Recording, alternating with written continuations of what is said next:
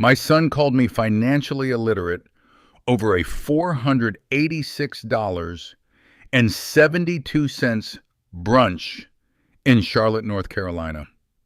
Funny thing is, the man sitting across from him had spent almost 10 years teaching financial advisors using a book I wrote under a different name. You know that look people get when they realize they've insulted the wrong person? Stay with me here.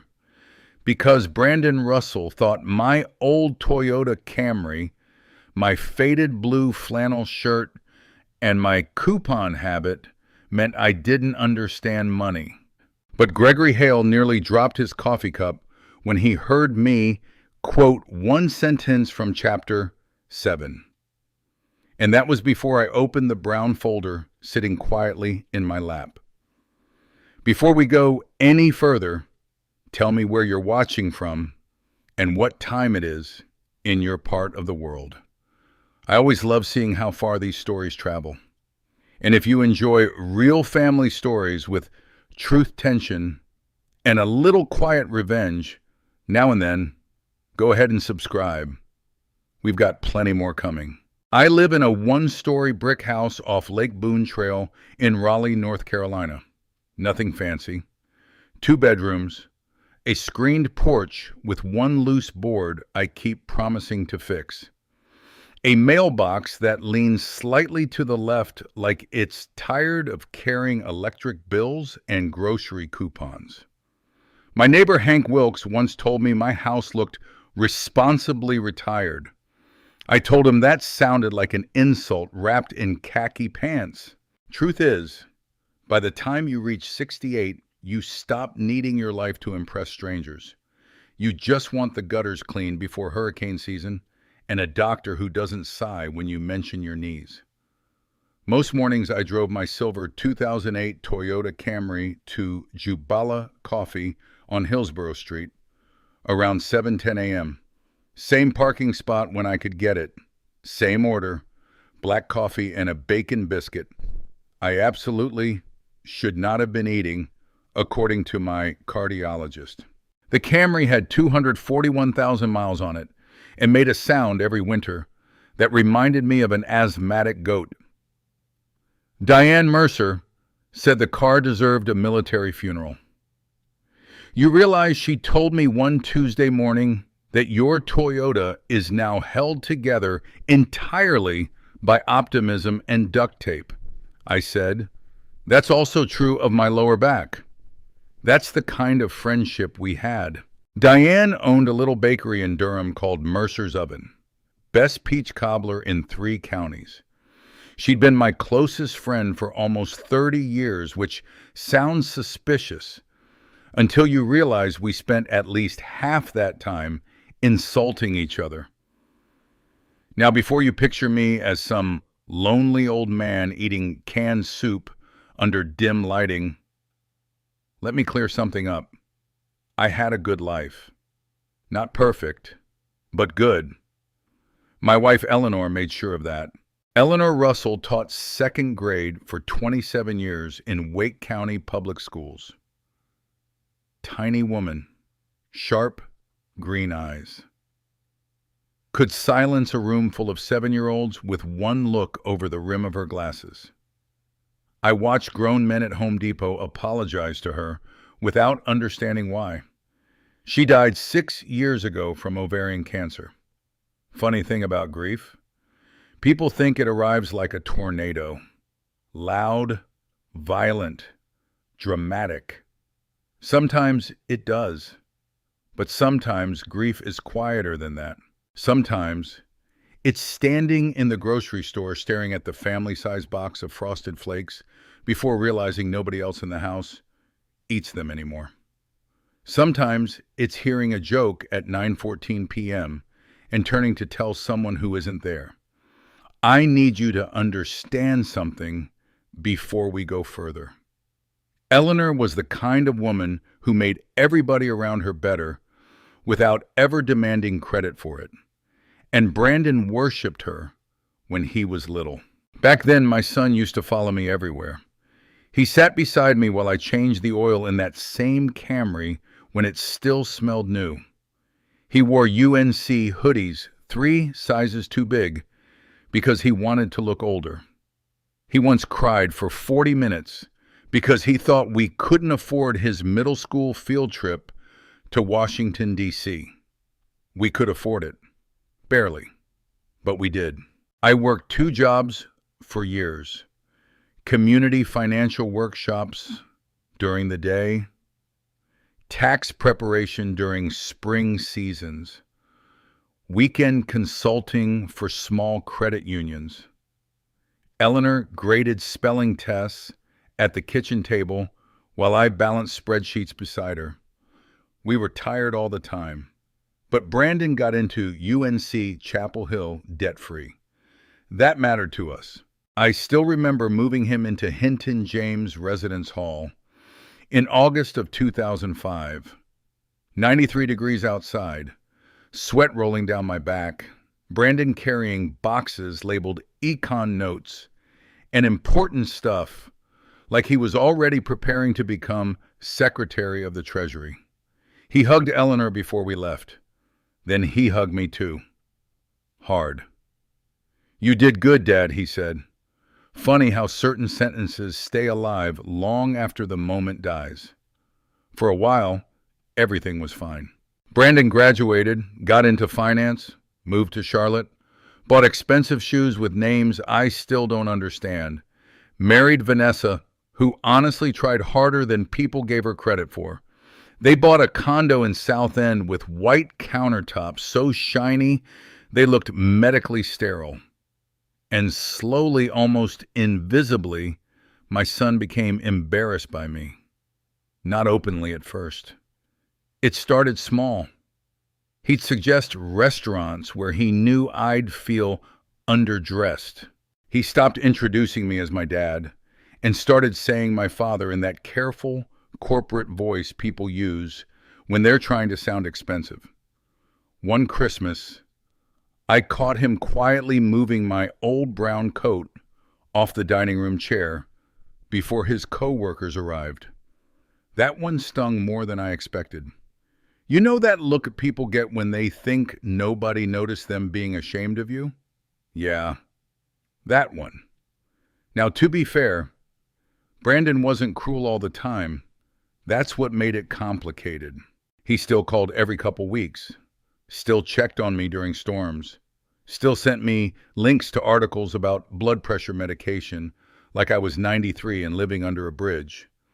But somewhere along the way, success convinced him simplicity meant ignorance. And that's a dangerous mistake, especially with money. One Friday afternoon, about 8 months before the Brunch disaster, Brandon came to Raleigh wearing loafers without socks and carrying a leather portfolio that probably cost more than my refrigerator. He stood in my kitchen looking around like he'd accidentally entered a museum exhibit called Middle Class America Early 2000s.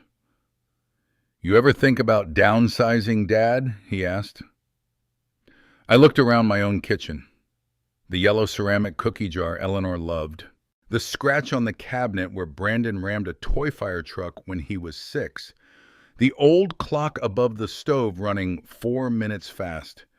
Because Eleanor liked being early. "No," I said. "I think about fixing the porch." He gave that tight little smile financially successful people give when they think they're being patient with someone beneath them. That was the moment I realized something painful. My son respected money more than he respected the people who taught him how to survive without it. And the truly funny part, Brandon Russell thought I spent my entire life being cautious because I didn't understand wealth. What he never understood was that I had spent 30 years teaching people exactly how not to become fools with money. The first time anyone called me successful, I was standing in a community center basement in Durham that smelled like old carpet and burnt coffee. I remember thinking, they must have the wrong guy. Because at that point in my life, I didn't look like success. I looked like a man who knew where every discount grocery store in North Carolina was located and had strong opinions about which ones overcharged for bananas. That was the beginning. Back in the late 1990s, I started teaching small financial literacy workshops for working families. Nothing glamorous. Church basements in Raleigh, public libraries in Chapel Hill, occasionally a union hall where the folding chairs felt like they were designed by someone who had never experienced comfort in their life. I taught people how to escape credit card traps, how to read loan agreements without needing a lawyer sitting on their shoulder, and how to understand compound interest without feeling like math was a personal attack. Most of my students were exhausted before they even walked in.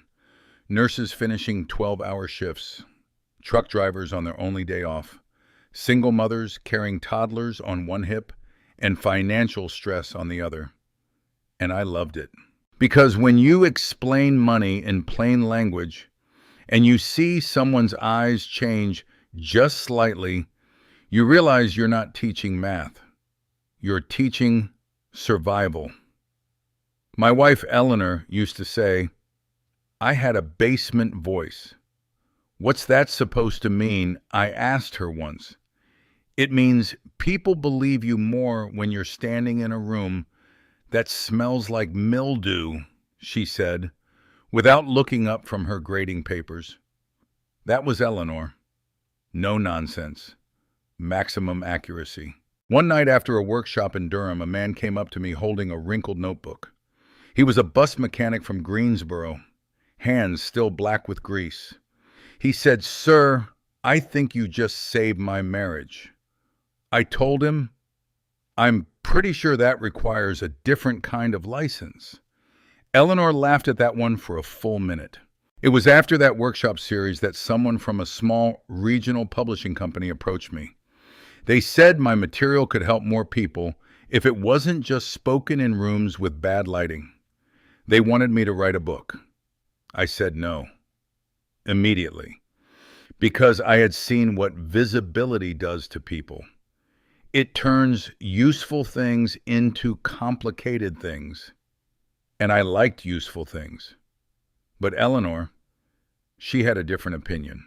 She sat across from me at our kitchen table in Raleigh, stirring her tea slowly, like she was negotiating with time itself. Callum, she said, you always tell people to use their resources wisely. Yes, I said. This might be yours. That was how Nichols Nails and Nest Eggs was born. But here's the part nobody ever knew. I didn't publish it under my name. I used a pseudonym, C.R. Whitmore. It wasn't dramatic.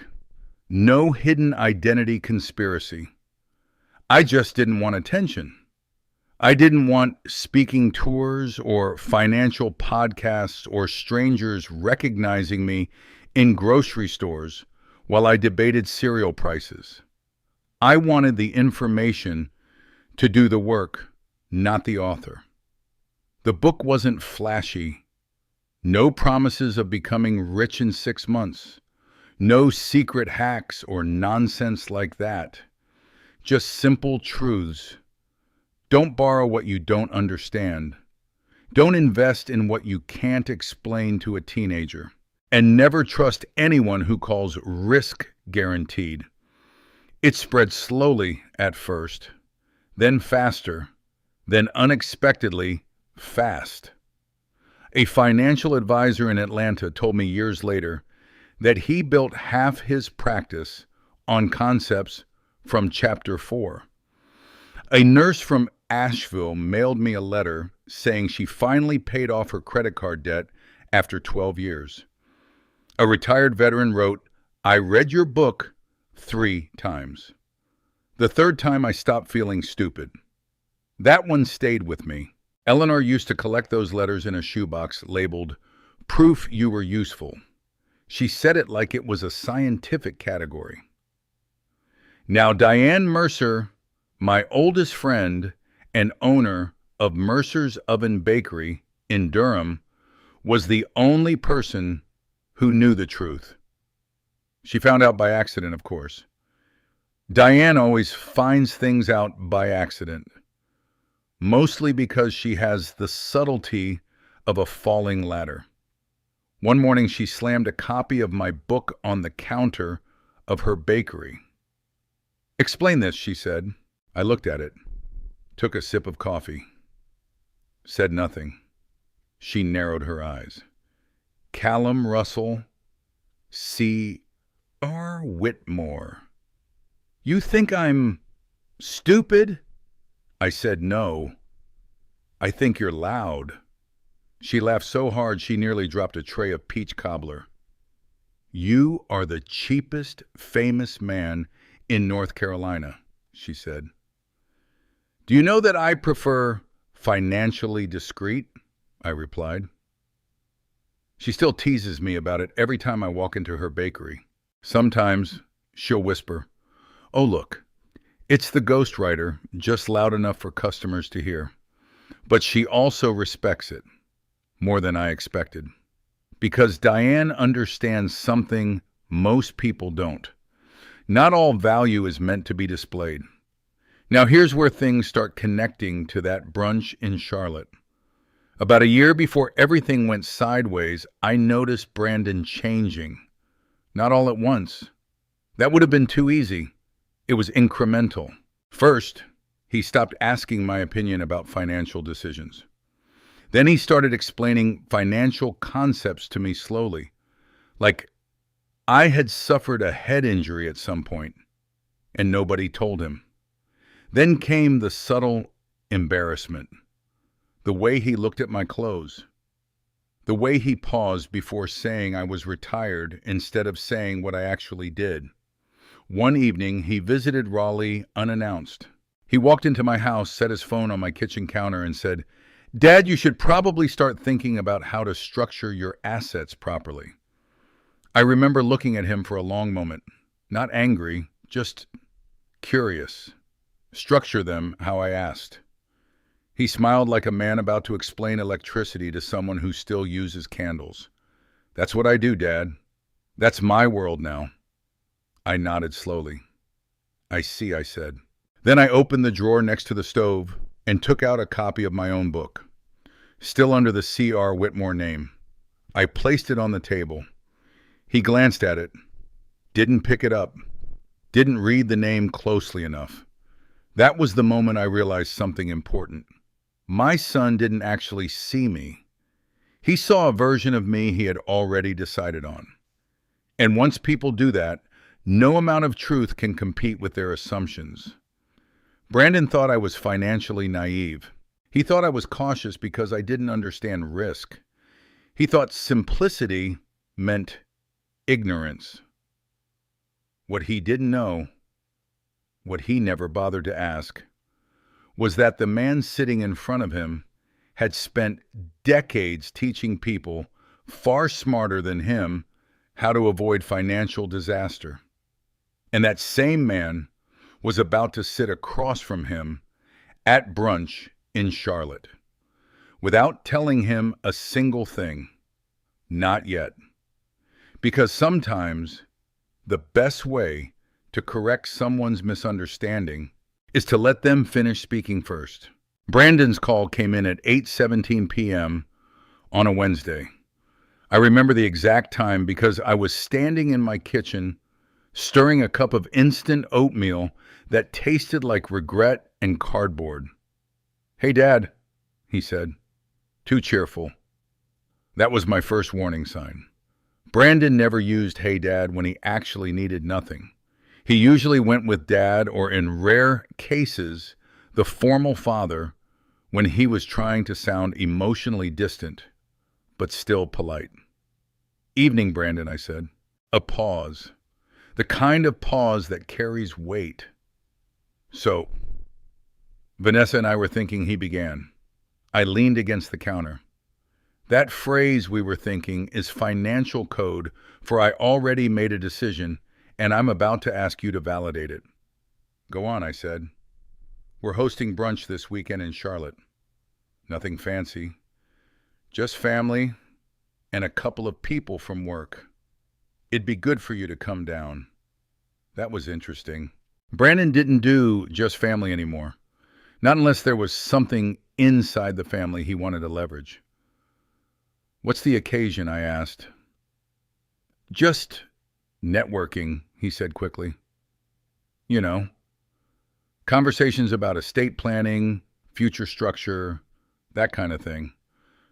There it was. Estate planning. That phrase again. Like a polite disguise for something far less polite.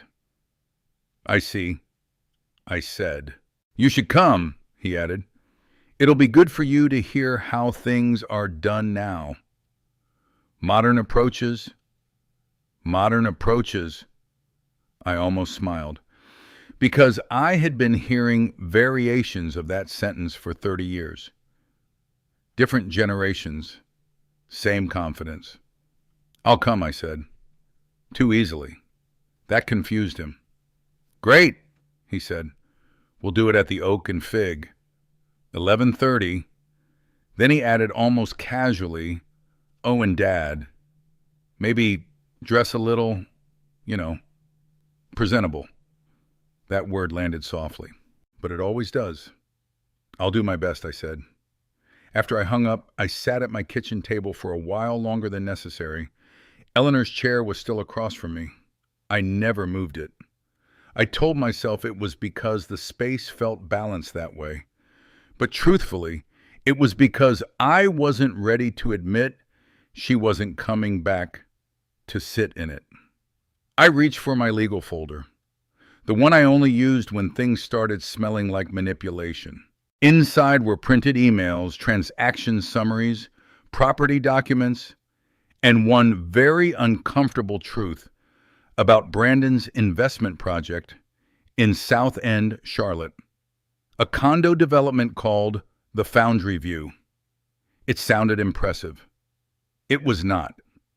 High leverage, poor timing, overconfident projections, and one partner, Tyler Beck, who had the financial ethics of a raccoon in a dumpster. Brandon didn't see it yet, but he would. I closed the folder. All right, I said to no one. Charlotte, it is. The next morning, I drove to Durham. Not because I needed pastries, although I did, but because I needed Diane Mercer. Her bakery sat on a quiet corner street just off Durham Farmers Market. The sign outside always slightly crooked, like it was permanently judging the city. Diane was behind the counter when I walked in. She looked up, squinted, and said, "You look like a man about to make a decision that will ruin someone else's brunch." "Good morning to you, too," I replied. She slid a coffee across the counter. "No sugar," she said. "You already live dangerously enough." I sat down. "I'm going to Charlotte," I said. She froze mid-motion with a tray of peach cobbler. "That's where your son lives, right?" "Yes." She studied my face. Then she said, family trouble brunch. My favorite genre. I almost laughed.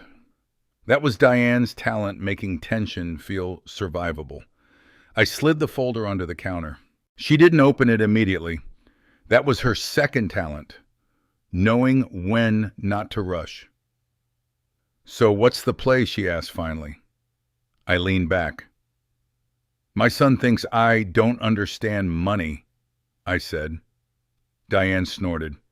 "Your son thinks Wi-Fi is a personality trait."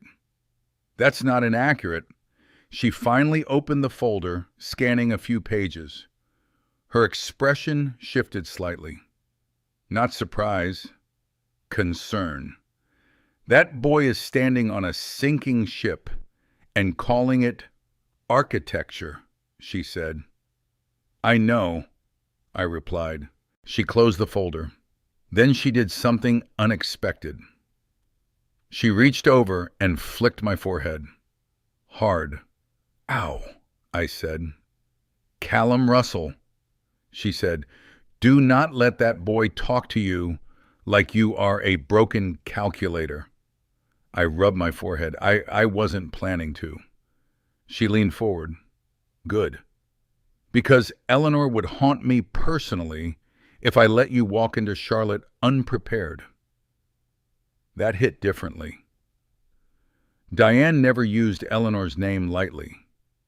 Then she pushed a small white box toward me. "Peach cobbler. Still warm. For the road," she said.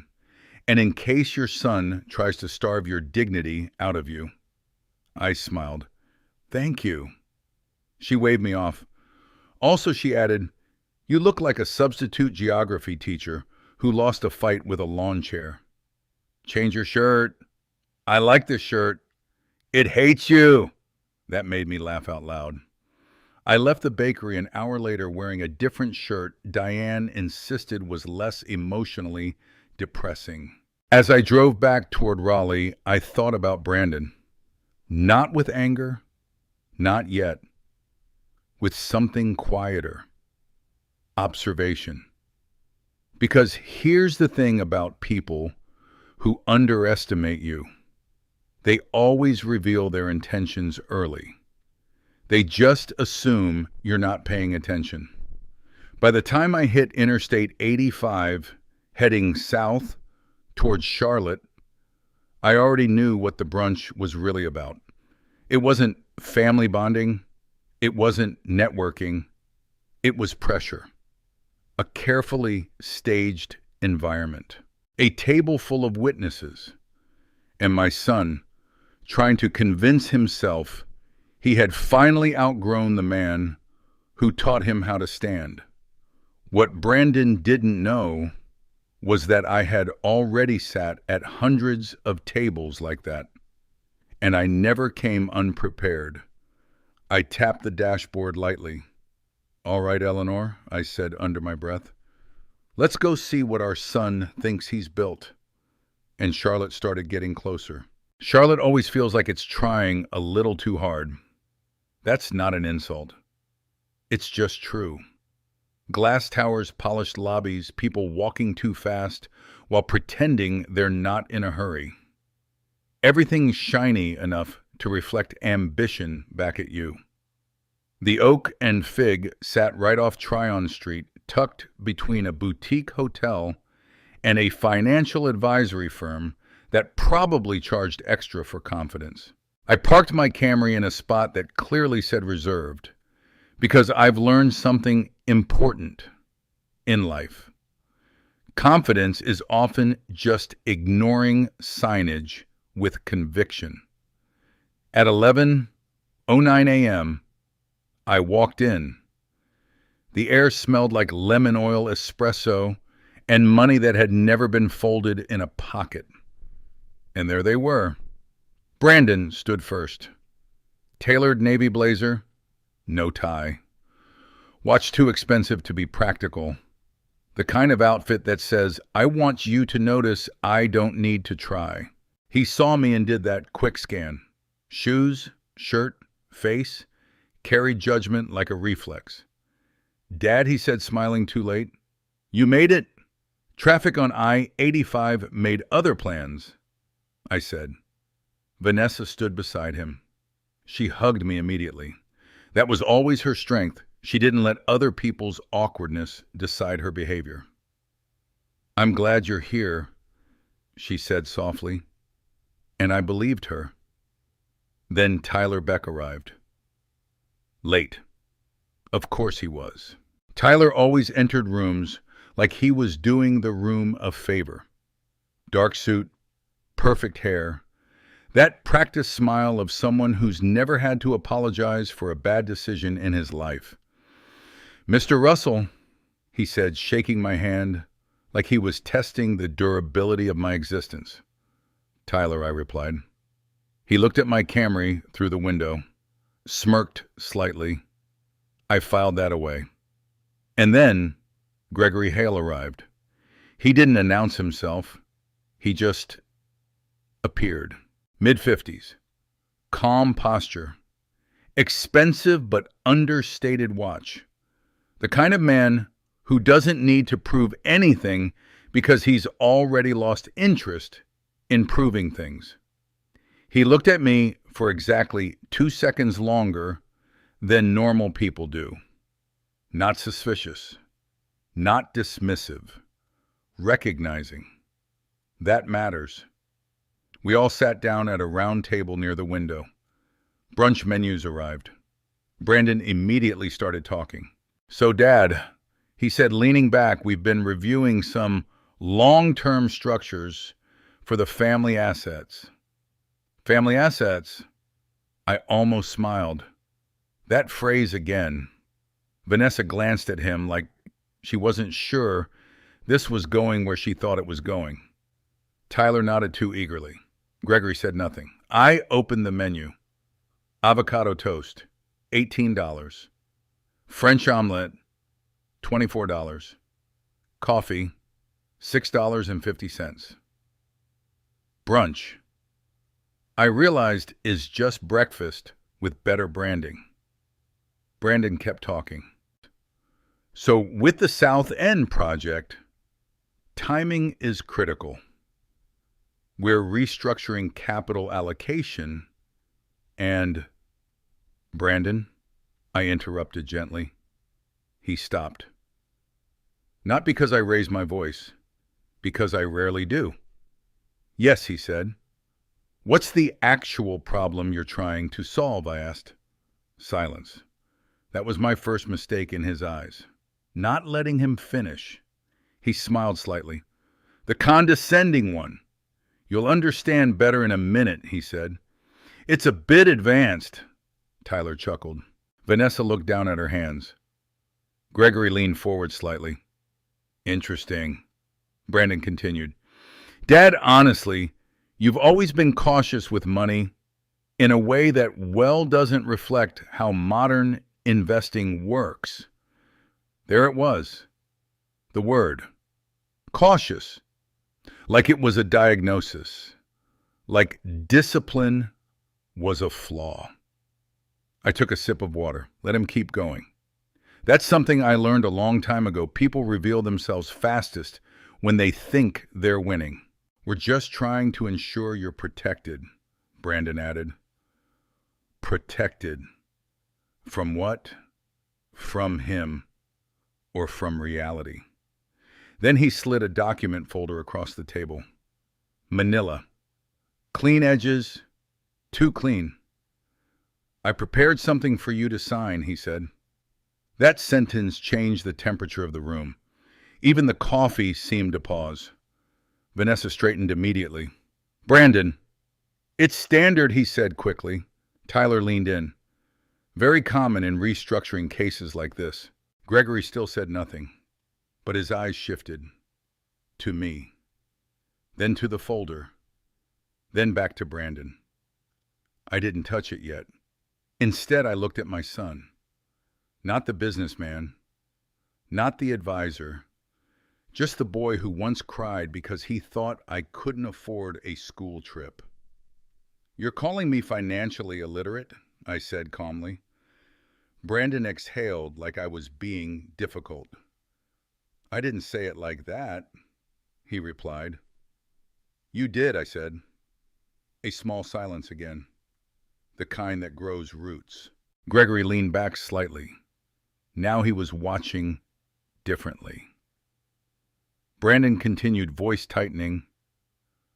Look, Dad. You don't understand complex financial instruments. That's okay. That's why I do this professionally. Tyler nodded. Too fast. Too confidently. That's always a sign. Brandon tapped the folder. This just transfers oversight to me so we can stabilize everything. Ah, there it was. Control disguised as care. I looked at him for a long moment. Then I said quietly, Brandon, who drafted this? He blinked. Legal team, he said quickly. Which legal team? I asked. A fraction of hesitation. Too small for most people. But I noticed. Tyler answered this time. A firm we work with in Charlotte. I said. And I opened the folder. Just slightly. Not enough to read everything. Just enough to feel the structure of it.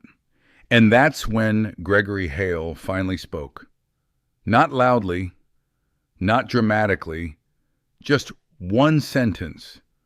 Wait! All eyes turned to him. He was staring at me now. Not at the document. At me.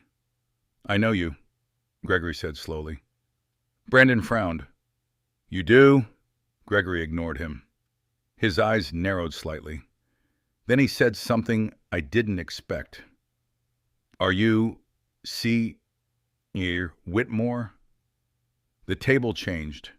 Not metaphorically. Actually changed. Brandon stopped breathing properly. Tyler's smile broke for the first time. Vanessa turned to me sharply. I didn't answer immediately. Because sometimes silence is more accurate than explanation. Gregory leaned forward. I read your book, he said. Years ago. It saved my firm from a catastrophic lending model. Now the air was different. Brandon looked between us, like the room had started speaking a language he didn't understand. What book, he asked. But no one answered him yet. Gregory kept looking at me, almost amused, almost relieved. I thought you were just a myth in financial training circles, he said. A name people referenced, but nobody had met. I sighed slightly. Depends on who's asking, I said. And that's when I noticed something very important. Brandon wasn't just confused anymore. He was starting to understand something worse. That he might not be the most informed person at the table. And that realization was only the beginning. For a few seconds, nobody at the table knew what to do with Gregory Hale's question. Are you C.R. Whitmore? It hung in the air like a dropped glass that somehow hadn't shattered yet. Brandon looked at Gregory, then at me, then back again. His face did something I'd never seen before in him. It hesitated. Vanessa's hand slowly moved off the tablecloth like she was suddenly aware she was touching something fragile. Tyler Beck, on the other hand, smiled too quickly. That's interesting, Tyler said, trying to reclaim control of the moment. We've all read a lot of industry material. Gregory didn't even glance at him. He was still looking at me, waiting. And I realized something in that moment. This wasn't just recognition. This was respect being reactivated. I'm not a myth, I said, finally taking a sip of water. Just a man who prefers not to be Googled at family brunch. That got a small laugh out of Gregory. Brandon didn't laugh. He was watching me like I had shifted weight in the room without moving. Gregory leaned forward slightly. I used your framework on consumer debt modeling, he said. We rebuilt our entire outreach program after reading Chapter 7. Brandon blinked. Wait. What book? He asked again, slower this time. Nobody answered him directly. Because something more important was happening. Power had changed hands without anyone announcing it. Gregory turned slightly toward Brandon now. You didn't know? He asked. Brandon forced a smile. Know what, Gregory? Looked back at me. You're sitting on one of the most quietly influential financial literacy texts in the last 20 years. That sentence landed harder than anything Brandon had said all morning. Tyler shifted in his chair. Vanessa stared at me now, not like I was her father-in-law, but like she was seeing a missing piece of a puzzle she'd been trying to ignore. I didn't look at Brandon yet, not immediately, because I already knew what I would see there. Confusion first, then discomfort, then something worse. Recalculation. Brandon finally leaned back in his chair. This is surprising, he said carefully, like he was trying to reduce the size of what was happening. I nodded. I imagine it is, Gregory continued. I used to teach your book in internal workshops, he said. We called it Whitmore Principles. My analysts thought I made them up. That made me smile slightly. I didn't realize I had branding, I said. Gregory chuckled. You do now. Brandon looked at me again, but this time not with embarrassment, with something closer to alarm, because he was starting to understand the worst possible version of this situation. Not that I was impressive, but that I had always been this, and he just hadn't known. Tyler finally tried to intervene. Look, he said, forcing a casual tone. Even if there's some historical relevance here, we're talking about current restructuring, modern instruments, real-time capital allocation. Gregory turned his head slowly toward Tyler. For the first time, he looked unimpressed. I know what we're talking about, Gregory said. Then he looked back at me. And I also know what he wrote about leveraged overconfidence in illiquid markets.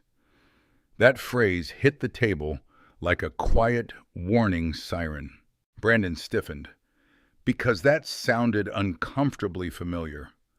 I could see him trying to place it, trying to remember where he'd heard something like that. Gregory continued almost gently now. You wrote that people confuse complexity with intelligence, he said to me, and that the moment someone tries to impress you with jargon instead of clarity, you should assume they're either insecure or selling something. Now the silence changed again. It wasn't confusion anymore. It was exposure. Tyler cleared his throat. Vanessa looked down. Brandon stared at the folder in front of me like it had turned into something else entirely. And I finally looked at my son. Really looked. Not with anger, not with disappointment, just clarity.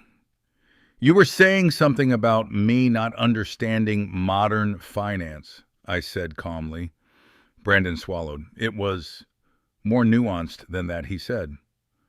Gregory gave a small, almost invisible smile. That was the moment I knew he understood everything. Not just the book, but the situation. Because people like Gregory don't just recognize ideas. They recognize patterns. And Brandon Russell had become a very obvious one.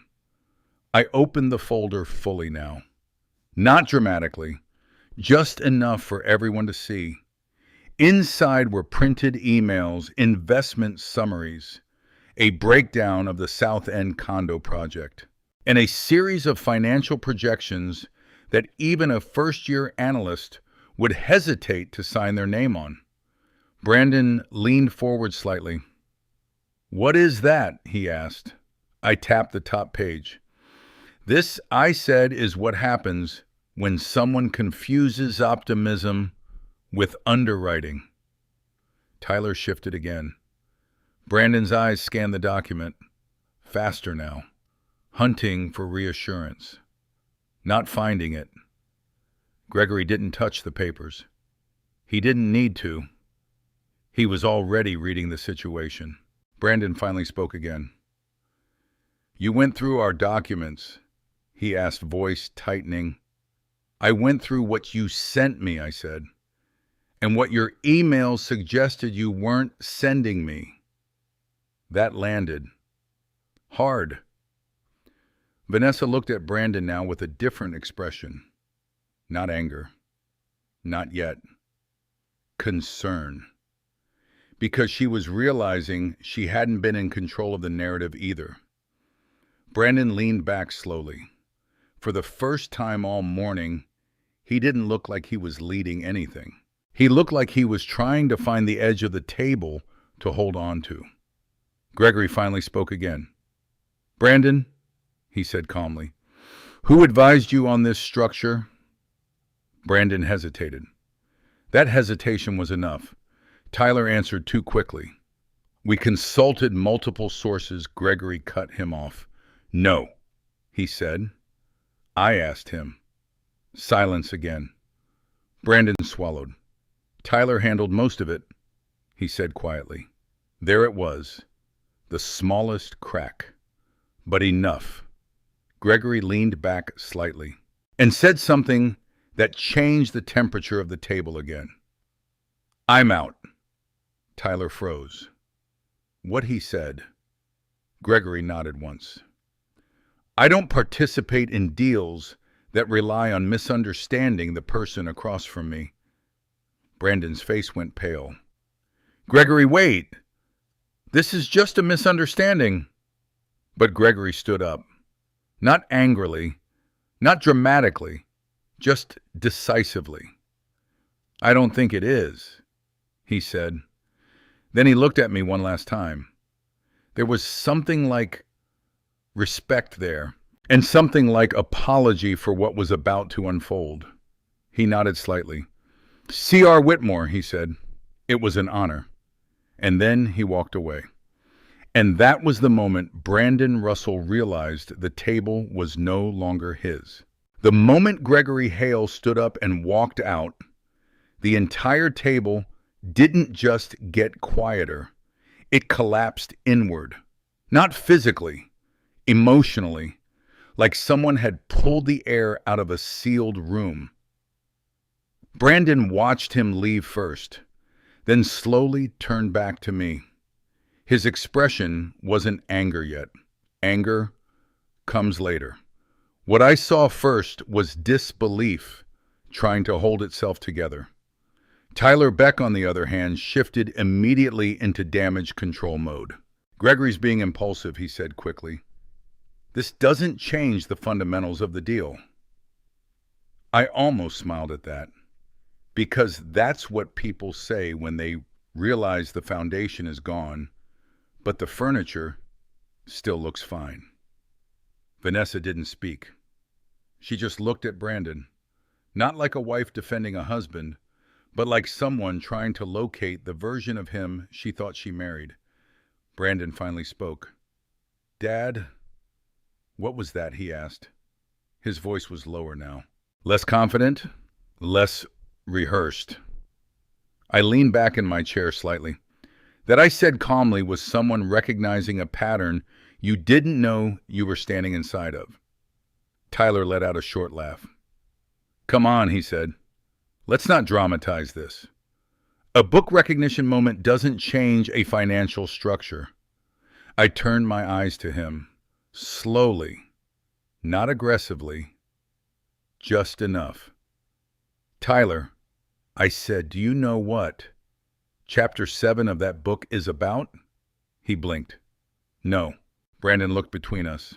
I continued, "It's about people who use confidence as camouflage." That made Tyler stop smiling. "Just slightly." Brandon rubbed his forehead. "This is ridiculous," he said quietly. "We're talking about a condo development in South End, not philosophy." I nodded. "Most financial disasters start as just a condo development," I said. That hit him harder than I expected, because I wasn't raising my voice. I wasn't arguing. I was simply removing comfort. Vanessa finally spoke. "Brandon," she said softly, "what exactly did you sign me into?" That question changed his posture instantly, because now it wasn't business anymore. It was personal exposure. He turned to her quickly. "It's fine," he said too fast. "It's structured. We've got coverage." Tyler jumped in again. "Absolutely. Worst case scenario is minimal downside exposure." I interrupted him. "Stop," I said. Not loud, just final. Everyone froze, even Tyler. I reached into the folder and pulled out a single page, then slid it across the table. Brandon looked at it, then frowned, then read it again. His eyes moved faster this time. I watched the exact moment he understood. It wasn't dramatic. It was quiet, like a light turning on in a room he didn't realize was dark. This clause, I said, calmly tapping the paper, allows your partner to transfer liability to personal guarantees under specific market conditions. Brandon shook his head slightly. No, that's not how it was explained. That's how it was written, I said. Tyler leaned forward. That's standard language, he insisted. I looked at him. Then you won't mind explaining why the restructuring threshold triggers under projected vacancy rates instead of actual occupancy data. Silence. Tyler didn't answer because he couldn't. Brandon turned to him slowly. Tyler, what does that mean? He asked. Tyler forced a smile. It's technical. That word again. Technical. A shield people use when they don't want to translate truth. Vanessa leaned back slightly in her chair. I think I need to sit down, she said quietly. Brandon didn't respond. He was staring at the document now like it had rewritten itself in front of him. I didn't rush him, because understanding is its own kind of punishment. Finally, he looked up. Dad, he said, and there it was. Not arrogance, not confidence, just confusion mixed with something worse. Realization that the ground beneath him wasn't stable. Yes, I said. He swallowed. You knew about this, he said slowly. I nodded. Yes. His voice tightened. And you didn't tell me. I held his gaze. I wanted you to explain it first, I said. That hit him, harder than anything else so far. Tyler stood up abruptly. This is getting out of hand, he said. We should table this discussion. But no one moved. No one followed him, not even Brandon, because Tyler had become irrelevant without knowing it. Brandon leaned forward slightly now. His voice changed. Not louder, but sharper. So what? You just let me walk into this? He asked. I didn't flinch. No, I said. I let you talk. That sentence landed differently. Vanessa looked between us. Brandon shook his head again. This is humiliating, he said under his breath. And there it was. The word he actually meant from the beginning. Not financial illiteracy. Not misunderstanding. Humiliation. Because for Brandon, this was never just about money. It was about identity. I leaned forward slightly. Brandon, I said quietly, you didn't invite me here for a family brunch. He didn't answer. You invited me here to agree with you in front of witnesses, I continued. Silence. And when I didn't, I said, you tried to rewrite me. That sentence finally broke something in him. Not loudly, but visibly. His shoulders dropped slightly. His confidence didn't disappear, but it cracked. Tyler grabbed his briefcase. I'm done here, he muttered, and he left too. Just like Gregory. Only this time nobody watched him go. Brandon didn't even look. The table was now only 4 people, and one truth no one could avoid anymore. Vanessa spoke softly. I didn't know any of this, she said. I nodded once. I believe you. Brandon looked at her, then back at me. His voice was lower now. Less defensive, more human. "So what happens now?" he asked. That was the first real question he had asked all morning. Not an argument, not a statement, a question. I closed the folder slowly, and for the first time since I sat down, I let the silence sit with us. Then I said something simple. "Now," I said, "you learn the difference between confidence and understanding." Brandon didn't respond, because for the first time in his life, he didn't have a rehearsed answer. And the brunch table finally stopped pretending it was just brunch. The silence after Tyler left wasn't the same kind of silence we had before. Before it was tension. Now it was aftermath. Brandon sat back in his chair slowly, like his body had just realized it no longer needed to perform anything. Vanessa hadn't touched her coffee in minutes, and I could see it in her eyes now, not confusion anymore, not shock. Understanding, that quiet, uncomfortable kind that arrives when the story you believed starts rearranging itself in real time. Brandon finally broke the silence. "Who is C.R. Whitmore?" he asked again, but this time it wasn't dismissive. It was careful, like he was afraid the answer might already be sitting in front of him. I looked at him for a moment, then said, "A man who preferred not to sit at tables like this." Vanessa let out a small breath. Not a laugh. Not quite. Something softer. Brandon rubbed his forehead. "This doesn't make sense," he said. "Gregory Hale doesn't just walk away from deals like that." I nodded. "You're right," I said. "He doesn't." That made him look up. "Then why did he?" Brandon asked. I leaned back slightly.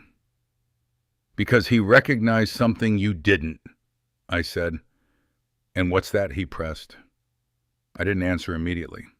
"Because this is where people usually expect drama. A big reveal, a dramatic confession. But real life doesn't always do that." Instead, I said, "Integrity doesn't announce itself. It just decides where it will sit." Vanessa looked down at that. Brandon didn't respond right away. Then he said quietly, "So you're telling me he walked away because of you?" I shook my head. "No," I said. "He walked away because of what your deal looked like when compared to what he knows is responsible." That distinction mattered, more than Brandon wanted it to. He leaned forward again. "And what does he know?" he asked. I reached into my folder again. Not for a document this time, but for something smaller. A folded, slightly worn paperback copy of my book. Nichols Nails and Nest Eggs. C.R. Whitmore printed across the bottom. I placed it on the table. Brandon stared at it, then laughed once. Short, uncomfortable. "This," he said, "this is what all of this is about." I didn't react, because I already knew he'd say something like that. Vanessa reached out and picked it up gently. She turned it over in her hands. "This is real?" she asked softly. "Yes," I said. Brandon shook his head. "So my dad writes a book under a fake name, and suddenly a billionaire investor changes his entire position at Brunch," he said. "That's not what happened," I said calmly. "Then what did?" he snapped. Now there it was, frustration finally breaking through. I looked at him, and for the first time that day I didn't filter my words. "You assumed I was financially illiterate," I said. Brandon opened his mouth, but I raised my hand slightly. "And because you assumed that I continued, you stopped listening." That shut him up. Vanessa looked between us, not taking sides, just absorbing. I leaned forward slightly. "You don't understand something Very important, I said. Brandon frowned. What he asked. People like Gregory Hale don't build trust on presentation, I said. They build it on consistency. I tapped the book. This has been consistent for 20 years. Brandon stared at it again, like it had changed weight. Vanessa spoke quietly. I've heard of this book, she said. Brandon turned to her quickly. You have? He asked. She nodded slowly. My father's financial advisor used it in his practice, she said. He said it was foundational. That word hit Brandon harder than anything I had said. Foundational. Not fuzz, not flashy. Foundational. Brandon leaned back again. For the first time, he looked tired. Not defeated, just stripped of momentum. I didn't know, he said quietly. I nodded. I know, I said. That was the first honest thing he had said all morning. Then he added something else. I thought you were just careful because you didn't understand the risk, he said. I let that sit for a moment, then replied, That's the difference between you and me, Brandon. He looked up. I never needed risk to prove I understood value. Silence again, but different now. Less defensive, more reflective. Vanessa placed the book down carefully. So what happens with the deal? She asked softly. I looked at her, then at Brandon, and said, There is no deal anymore. Brandon exhaled slowly, like he had been holding his breath since Gregory left. I lost everything he asked. I shook my head. No, I said. You lost momentum. That's different, he frowned. It doesn't feel different, he muttered. I nodded. I know, I said. A pause. Then I added, but it is. That's when his phone buzzed on the table. He looked at it, froze. Vanessa leaned in slightly. What is it? She asked. Brandon didn't answer immediately, then turned the screen slightly. A message. From Gregory Hale. Short. 1 sentence. I will not be participating further. I recommend reassessing your assumptions before your next partnership. Brandon stared at it, then slowly put the phone down. No anger this time, just stillness. Vanessa reached for his hand. He didn't pull away. That surprised me. Brandon finally looked at me again. His voice was quieter now. Did you plan all of this? He asked. I exhaled. No, I said. I planned to come to brunch. That was true. He studied me for a long moment, then asked something different. Why didn't you just tell me who you were? I thought about that. Longer than he expected, then answered honestly. Because if I had told you, I said you would have believed me for the wrong reasons. That sat heavily between us.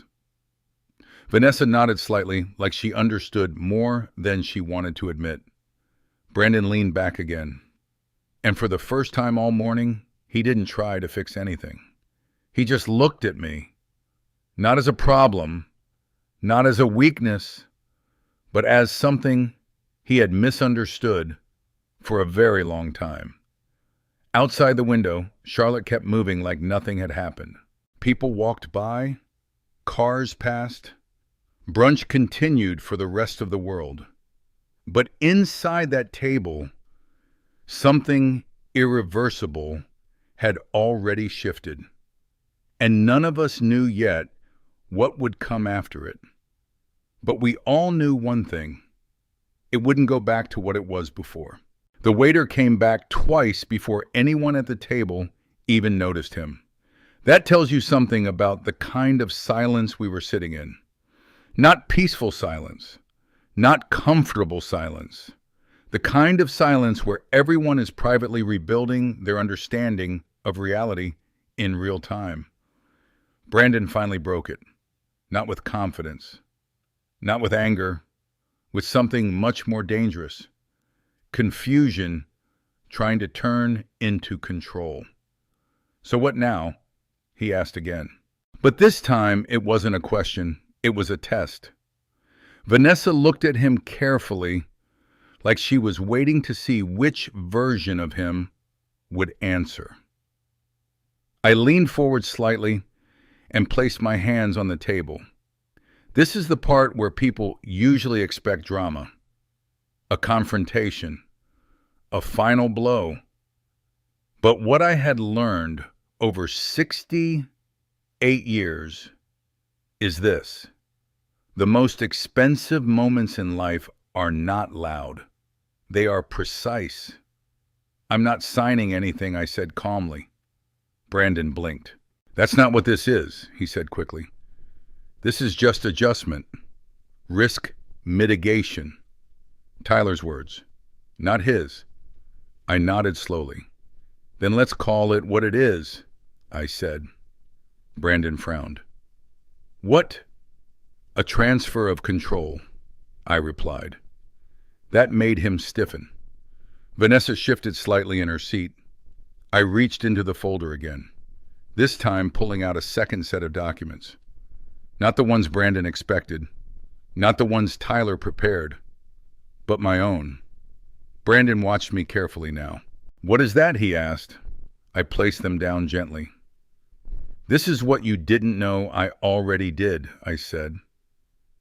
Silence tightened. Vanessa leaned in slightly. Brandon didn't speak, so I continued. 3 months ago, I said I moved the majority of my liquid assets into a family trust. Brandon's eyes narrowed. That's not possible without disclosure, he said immediately. It is when you're the sole beneficiary and trustee is independent, I replied.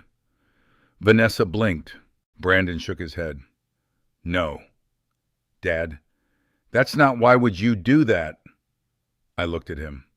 Because I read your emails before you sent them, I said calmly. That landed harder than anything else. Brandon froze. You went through my emails, he asked sharply. No, I said. You left enough breadcrumbs in your financial summaries and investor drafts that I didn't need to. Vanessa looked down at the table again. Brandon's jaw tightened. So you were, what? Waiting for me to fail, he asked. I shook my head. No, I said. I was waiting for you to ask the right questions. That silence again. Different, this time. He leaned forward. And what questions were those? He asked. I tapped the documents once. Not how much money I had, I said.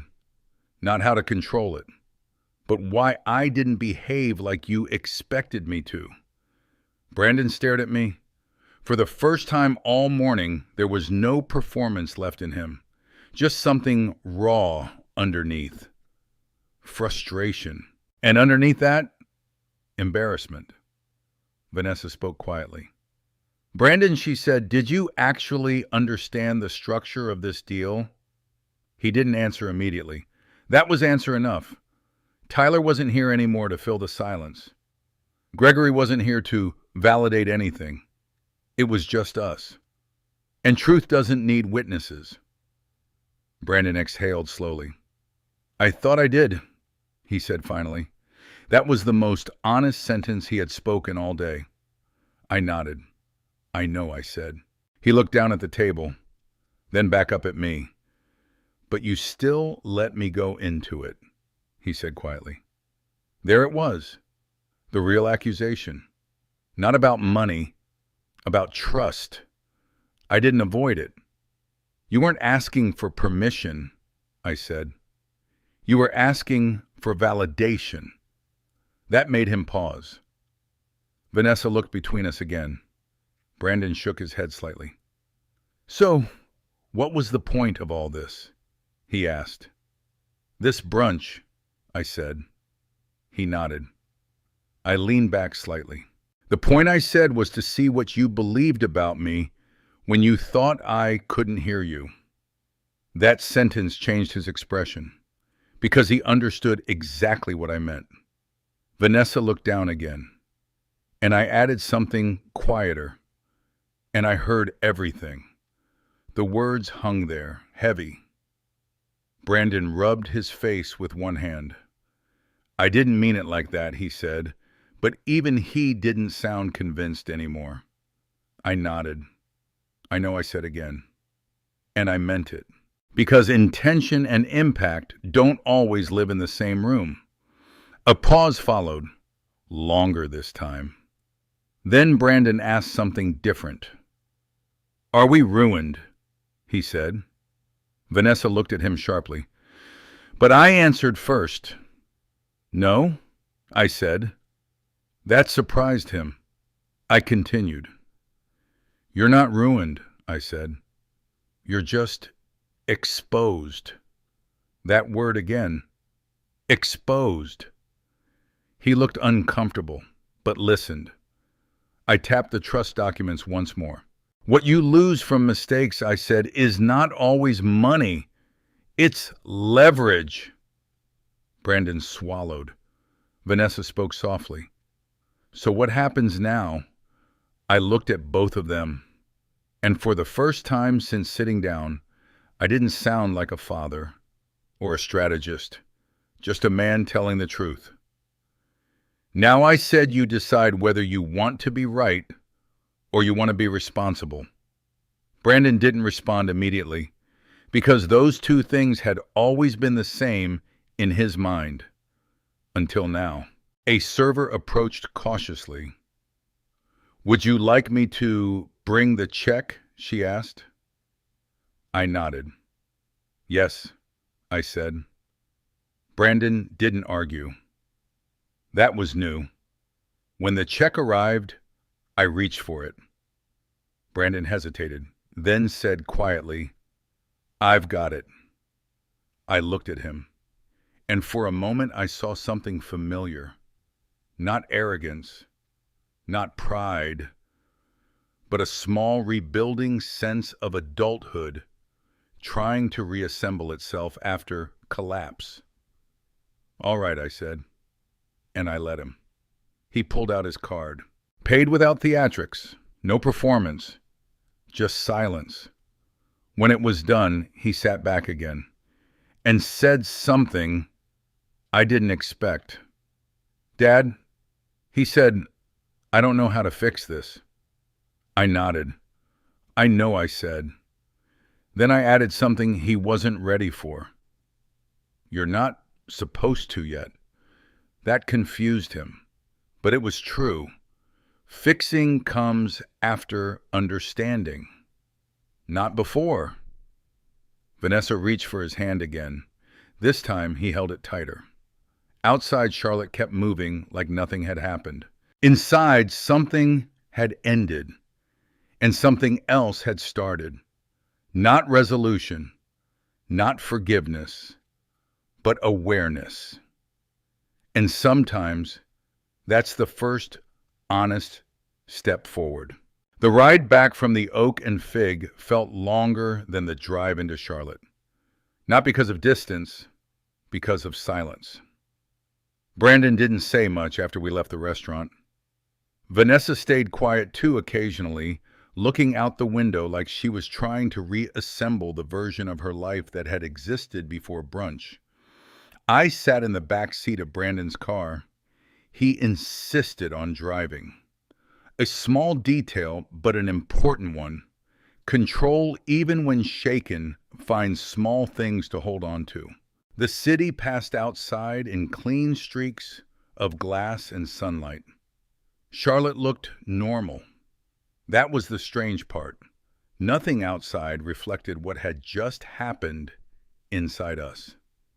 At a red light near South Boulevard, Brandon finally spoke. Dad, he said without turning around. What happens to Tyler? I looked out the window for a moment before answering. Tyler's already gone, I said. Brandon nodded slowly, like that made sense in a way he didn't want to admit. Vanessa finally spoke. Gregory really just walked away, she asked softly. Yes, I said. Why? Brandon added quickly. Because of you, I paused, then said, because of what I represented to him. That made him go quiet again. We drove the rest of the way without speaking. When we reached Raleigh, Brandon pulled up in front of my house on Lake Boone Trail. The same small brick house, the same leaning mailbox, the same porch board I still hadn't fixed. I got out slowly. Brandon stayed seated for a moment. Vanessa turned in her seat. I'm sorry, she said quietly. I nodded. I know, I replied. Then I looked at Brandon.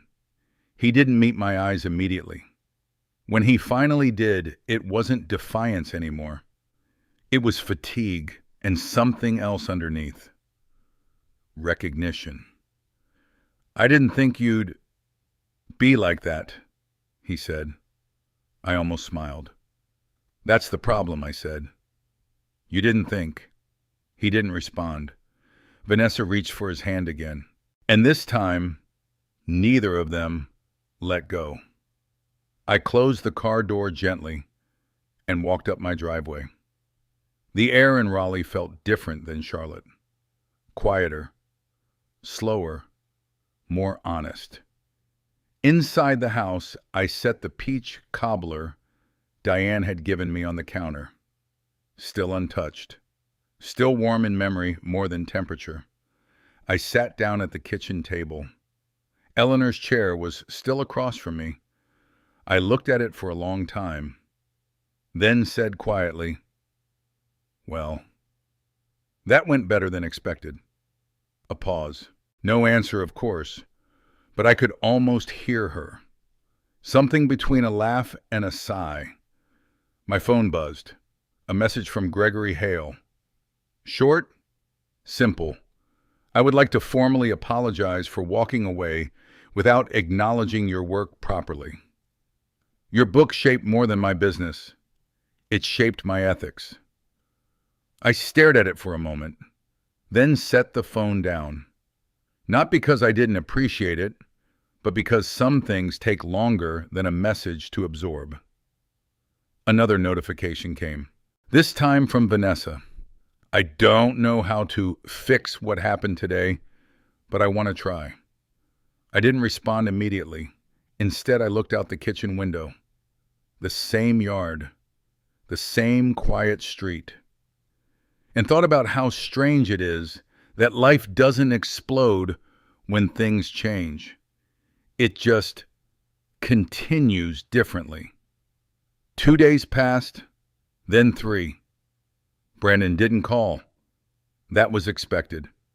Vanessa did send another message, longer this time, less formal, more human. On the 5th day, Diane showed up uninvited. Of course she did. She knocked once and walked in holding a bag of groceries like she owned the place. You look like a man who lost a chess game he didn't realize he was playing, she said. I won't argue with that, I replied. She placed groceries on the counter, then looked at me. So she said, did you enjoy your brunch performance? I sighed. Not particularly, she nodded.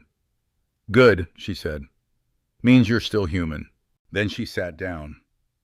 We didn't talk for a while. Just sat, which is what real friendship looks like when it doesn't need noise. Eventually, she asked, the boy going to be all right? I thought about that, then said, he's not broken. She raised an eyebrow. That didn't answer my question. I nodded. I know, I said, but it's the only honest answer I have. That night, Brandon came to my house. No warning, no call. Just a knock at 9:42 p.m. I opened the door. He stood there. No blazer, no performance, just a man in a plain jacket holding a paper cup of coffee. I wasn't sure if I should come, he said. I stepped aside. Then you're already late, I said. He sat at the kitchen table, Same place, everything had unraveled. He looked around like he was seeing it differently now. Not smaller, not bigger, just real. I lost the deal, he said quietly. I nodded. Yes, he swallowed. And I almost lost Vanessa. I didn't respond. Because that one wasn't mine to answer. He stared at the table. I thought you were embarrassed, he said. I leaned back slightly. I was never embarrassed by you, I said. That made him look up. Then what was it, he asked. I paused. Disappointed, I said, honestly. He nodded slowly. I deserve that, he said. Another silence. Longer this time. Then he said something I didn't expect. I don't want to be like Tyler, he said. I nodded. That's a good start, I replied. He let out a breath, then added, I don't really know how to fix this. I looked at him. The same words from before, but this time they meant something different. Because now he wasn't asking for rescue. He was asking for direction. So I said, then don't fix it. He frowned. What do I do then? Understand it, I said. That hung in the air, he nodded slowly. For the first time all week, he wasn't trying to win anything. Just listen. And that was enough for now. Not healed, not resolved, but real. And sometimes real is the only place anything meaningful can begin. Brandon didn't leave that night the way he used to leave my house. There was no rushed goodbye, no half smile, no checking his phone like something more important was waiting somewhere else. He just sat at the kitchen table for a while longer than necessary, staring at the same spot on the wood grain, like it might explain something back to him if he looked long enough. Finally, he stood up. I should go, he said quietly. I nodded. Yeah, I said. You probably should. He hesitated at the door. That hesitation meant more than anything he had said all week. Dad, he said. I looked at him. I didn't know, he added. I held his gaze. I know, I said. And this time I meant it in a different way than before. Not just acknowledgement, but understanding. He left slowly. No dramatic exit, just footsteps down the porch. The screen door closing softer than it used to. Then silence again. But this silence felt different, less heavy, more honest. 3 days passed, then 5, then 11. No calls from Brandon, no messages from Tyler, because Tyler was gone from the equation entirely now. Vanessa, however, sent small updates, not about business, about life, simple things. I think he's sleeping again. He's not eating much, but he's trying. He asked me about your book. That last message stayed with me longer than I expected, because curiosity is usually the first sign that pride is loosening its grip. One Saturday morning, Diane showed up again without warning. She walked into my kitchen, holding 2 coffees, and immediately said, "Don't look at me like that." I was in the neighborhood emotionally. I almost laughed. "That's not a real place," I said. "It is for me," she replied, sitting down. She looked at me carefully. He called, yet she asked. "No," I said. She nodded. "Good," she said. I frowned slightly. "Good." She took a sip of coffee. "Men, like your son, don't fix things by talking immediately," she said.